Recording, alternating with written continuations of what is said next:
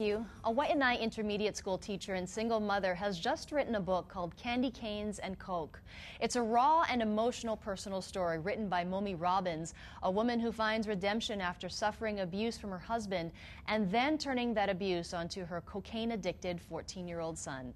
And joining us this morning is author Momi Robbins with her story. Good morning, Momi, and thank you so much for joining us. Thank you for allowing me to share my story. Absolutely.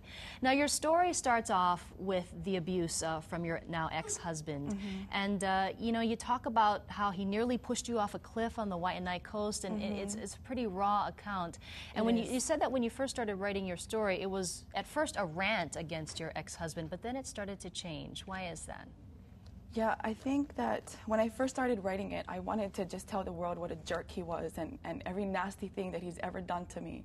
And that's really where I was coming from. I was bitter and angry, and really, I had so much support from my mom and my sisters and my friends, and I still was stuck in that rut, and I didn't know how to get myself out. So I started writing, and what I started because, like I said, I just wanted to tell the world what he had done to me. But I realized through the writing that I played a very, very big role in the dysfunction that we were living, and what the writing did was it showed me where I was, and when I was honest with myself, I didn't like what I saw. Yeah. And so you became an abuse victim, and you actually turned into the abuser. Yes. Some pretty emotional accounts about you abusing. It's okay, Momi. About you abusing your own 14-year-old son who was addicted to cocaine. And from that title, you talk about hitting him with candy cane decorations during Christmas time.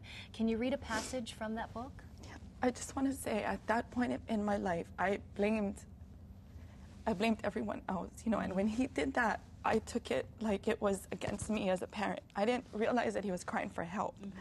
And so really, before I read the passage, I had taken him for a drug test, and he had promised, that it would be clean, and it wasn't. It came back, and it was positive. And so, this is just after me finding out that it was positive. I was sitting on him as he was curled into the corner of the sofa with his arms protecting his face. My tears were soaking his head, his tears were soaking the pillow, and I remember making a mental note of the image, but still I couldn't stop. Kia was mouthing words, but I didn't hear them. Out of nowhere, a freak and lone breeze came through the window, lifting the curtain up over my face. The breeze startled me because the night was still and muggy in anticipation of the rainfall. The curtain fell on my head and over my face and stayed there. In an effort to get the curtain off of my face, I swung the cane, but it became tangled in the curtain. God was watching me, and he was disgusted. I realized at that moment, with the curtain still partially entangling the cane, I was the abuser. I was the sick, destructive, pathetic person who needed help. I was abusing my son with the cane intended to decorate our home with the spirit of Christmas. Momi, it is so emotional, and I know it is still raw, even though it was a few years ago, but you actually found redemption and salvation. How did you find that? And I know that you're trying to send a positive message to your students today. How are you doing that? I think that I'm trying to be honest with myself and with my students, and I think that is something that we as older women need to do.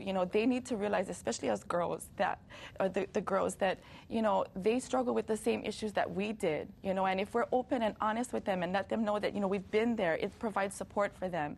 So as much as I'm trying to get my test scores up and teach them academics, I really feel that before even that, I need to let them know, I need to make sure that they believe in themselves and they don't, go down that path that I went down. And unfortunately, I see that happening a lot with my 13-year-old, girls, and, they're deleting all the boys' numbers off of their phones because their boyfriends, don't want them, to be in contact with other boys. And it's just, I feel like we need to keep talking, and not enough people are talking. So I'm hoping that what this does is help young girls. Well, Momi, you are certainly an inspiration and a voice for people who have no voice. So thank you so much for joining us this morning. Thank you for having me. Again, the book is called Candy Canes and Coke, and it's in bookstores now. And don't forget, if you'd like to watch this interview again with Momi Robbins, you can head over to the morning section of our website, kitv.com. It is 6:18.